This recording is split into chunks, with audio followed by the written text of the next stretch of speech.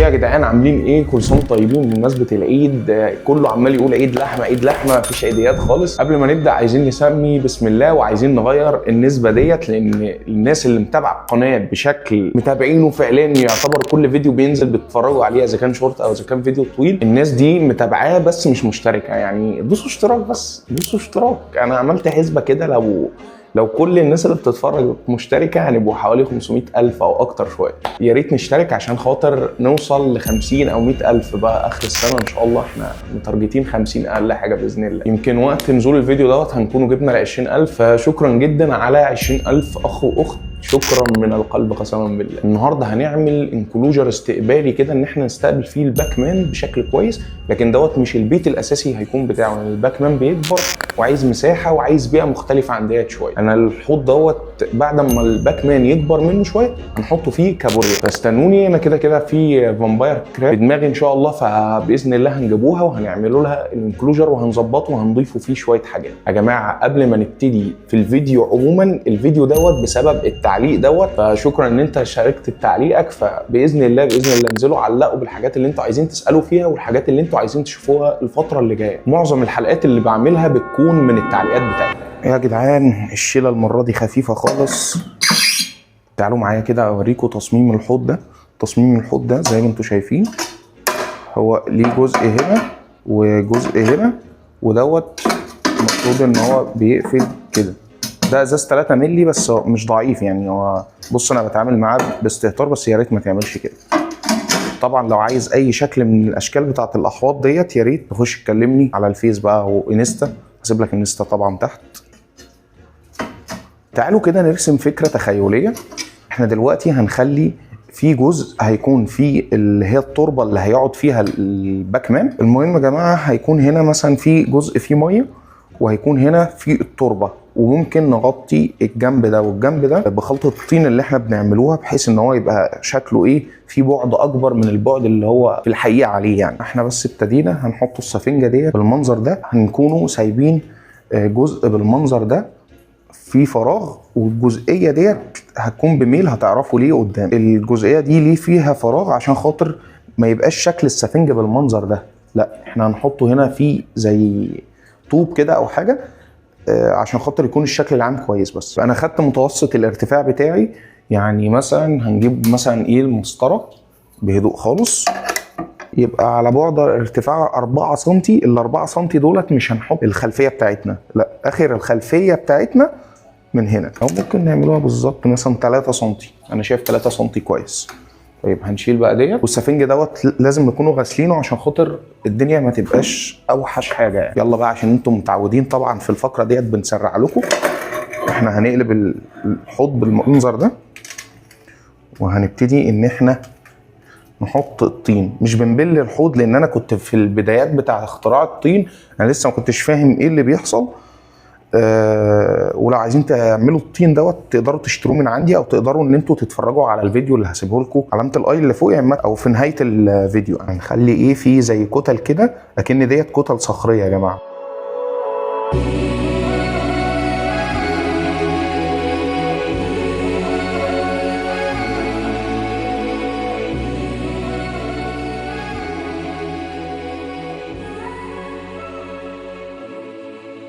بصوا يا جماعه، اللوك بتاع الحوض دوت انا هخليه بالمنظر ده اهو، شكل عرضي وخطوط ايه خفيفه كده ايه، بحيث ان هو يكون بالمنظر ده.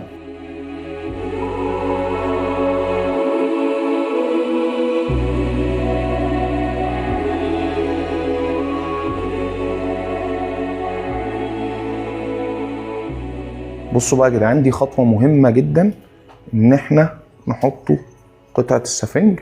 المهم يكون في براح معانا بالمنظر اللي انتوا شايفينه ده. بصوا يا جماعه، هنجيبه شويه كسر البازلت، هنحطوه بالمنظر ده عشان يدينا الشكل اللي احنا عايزينه.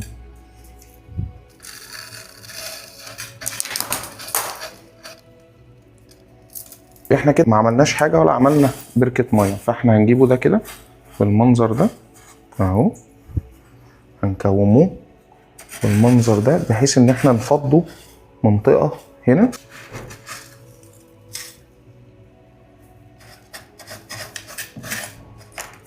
وهنعمل حدود. المفروض الحدود ديت كنا عملناها بمادة الفوم اللي بتلزق، بس ما عنديش فوم حاليا.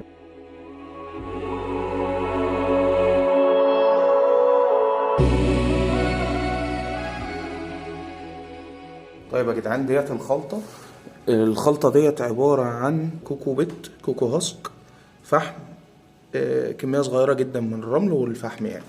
هنيجي هنخلط بالمنظر ده اهو. الفحم هنا وظيفته ان هو بيحافظ ان ما يحصلش فيه تعفنات في التربة كبيرة. الكوكو هاسك ده بيتفك كده اهو. ارجع تاني واقول لك كل الحاجات دي متوفرة عندي، اللي عايز يقول لي. كل اللي احنا هنعمله هنحطه بالمنظر ده التربة بتاعتنا.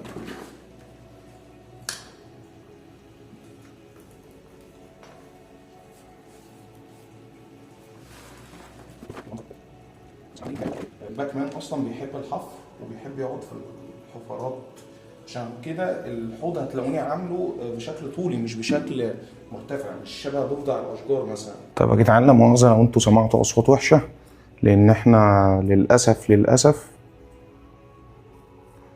كنا مش موصلين المايك، فكنتوا سامعيننا من التليفون على طول اهو. ايه رايكم يا جدعان في الفرشه؟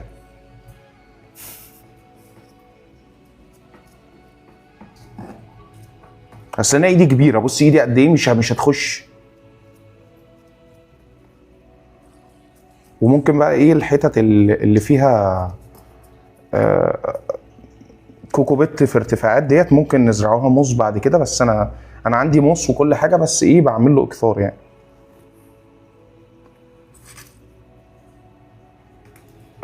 اهو هندي له كبسه بسيطه كده. الضفدع بكل سهوله وهو نازل الميه هنا هيبتدي ان هو هيوقع معاه، فاحنا هنعمل بس انت لو عندك فوم الموضوع هيبقى اسهل كتير. هنغطي طبقه حلوه كده. بصوا انا برتجل معاكم والله، مفيش حاجه بالظبط اللي هي هنقفل عليه باكبر شكل ممكن، وهنسيبه له حته عشان خاطر قلت لكم ان هو بيحفر، فاحنا نسيبوه برضو على راحته. المهم بس ان انا عايز اعمل ارتفاع شويه عشان الدنيا ما تهلش. طيب الارضيه اللي احنا عملناها هنيجي بقى هنرش رشات خفيفه، لان الدنيا رشينا هنا فجت يعني. طيب يا جدعان، احنا ابتدينا نطور بالعده. يا ريت يا جماعه اللي مش مشترك ومش عامل لايك يعمل، عشان عايزين نجيب كاميرا. الحوض ده معانا اهو، لو انتوا فاكرينه، واكيد فاكرينه يعني، احنا طالعين ابويا وانتوا قعدتوا تتفرجوا 39 دقيقه على الحوض ده. انا في دماغي والله مفيش في دماغي حاجه، بس ممكن نفكره كده بصوت عالي شويه. والله ممكن بس عايز احدد. بس انا حددت الحته اللي هناخدوها. بصوا النبات هنا بقى فيه جذور هوائيه، وبعدين هكلمكم عن الجذور الهوائيه ديت وفايدتها للنبات اصلا. تعالوا ندوا بخه. فيبقى انا شايف كده الدنيا زي الفل. ممكن بقى الحاجه اللي احنا ناخده منها، ممكن ناخده دي اهو بالمنظر ده. ويا ريت المقص يكون حامي عشان خاطر ما يجيش تعفن في المنطقه دي. طيب من الحاجات التانية ممكن ناخده عود كده تراديسكانتيا. هي كده بتكبر بسرعه يعني، بتكبر جدا جدا جدا. وبس انا شايف الدنيا كده كويسه جدا. تعالوا بقى تاني.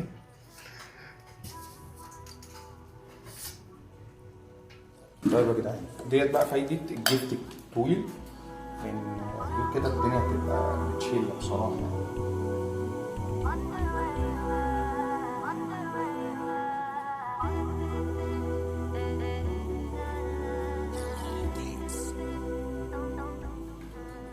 طيب يا جدعان، هنملى الميه بالمنظر ده.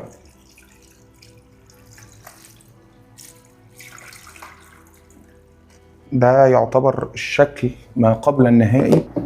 بصوا ده تيراريوم كده يعني، هو عبيط شويه بس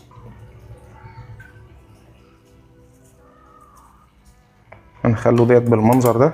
هو هيحصل تعفن جذور في الورقه دي بس ايه عادي، كده كده هتنزل بجذورها وهتمسك. طيب طبعا مش هسيبكم كده، هنحط نباتات طافيه. دي فكره ادهم يا جماعه. بصوا يا جماعه هتكون بالمنظر المبدع جدا ده، بس هي بقى تتكاثر. امسح الازاز كده.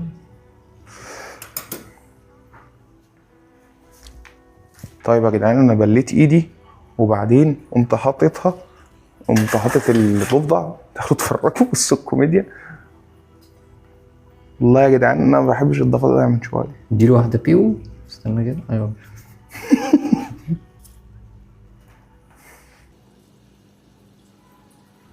ما شاء الله تبارك الرحمن يا جماعه. بصوا المنظر.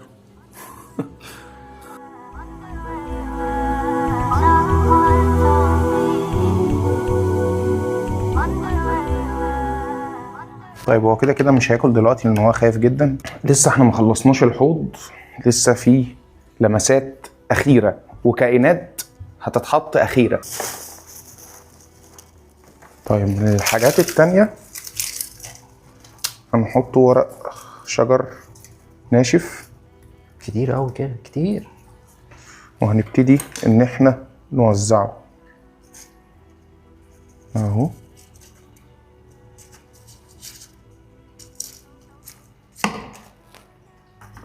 انا ما حطيتش طبقه سميكه عشان برضو نسيبوا له راحته في الحركه.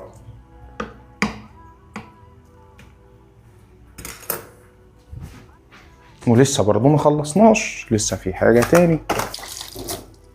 طيب يا جماعه جبت شويه حبوب جزورين وهنرمي شويه هنا شويه هنا بشكل عشوائي جدا يعني. وانا شايف كده الموضوع بقى جامد، الوضع بقى خرافي. ديت السبرينج تيلز. سبرينج تيلز ايه دوت؟ الايزوبوت بتاعنا ده اسمه رمل الخشب المنزلي. فاحنا هنعمل ايه؟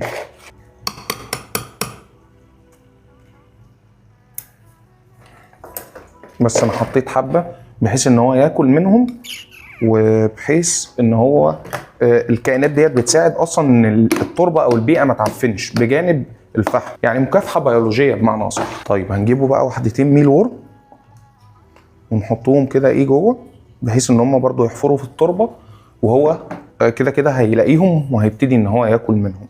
المؤشر بقى اللي احنا هنشوفه ان هو بس ايه هياكل هيشرب ها فالله اعلم. احنا هنحاول ناكله بس ايه ما اعتقدش ان هو هياكل دلوقتي يعني. لو اكل تدفع كام؟ ران حرام. ما شاء الله ما شاء الله. ما بيفرقش معاهم المكان دول لو لسه حاطه. كان مرخم معايا قسما بالله في الاكل، بس مش عارف هو اكل من ادهم بقى، ما اعرفش ليه. الايزوبوت هم مش برمائيين يعني، انا مش فاهم ازاي قاعدين كده. انا ضفت دفنيه هنا يا جماعه برضه عشان خاطر ايه الميه ما تبصش. الزرع السلفينيا ديت كانت قاعده في ميه فيها دفنيه، بقيت اخلي بالي عشان خاطر ايه مفيش حاجه ايه تخلق. هندي بقى ايه ترطيب خفيف. يا جماعه اللي هيقول لي فين التهويه عشان خاطر النفس وكده، اهي في 3 اخرام فوق اهم، دول هيبقى حاجه للتهويه كويسه جدا جدا. بس انا خايف في جزء هنا ممكن بصراحه يطلع منه، ممكن بقى اعمل لهم الاخرام ديت عباره عن شبك. في النهايه ده الحوض. تعالوا بقى يلا بينا نختم، يلا بينا.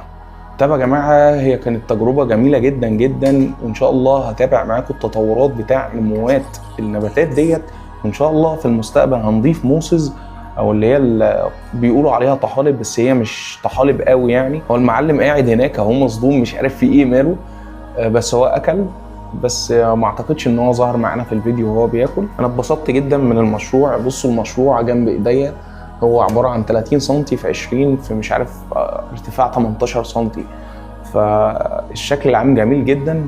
ما بالك بقى اللي هو الاجزاء السيليكون ديت انا مش عاجباني خالص، لان انا مش انا اللي ملزق الاحواض ديت بيئه بلداريوم قويه جدا. بصوا مين طالع.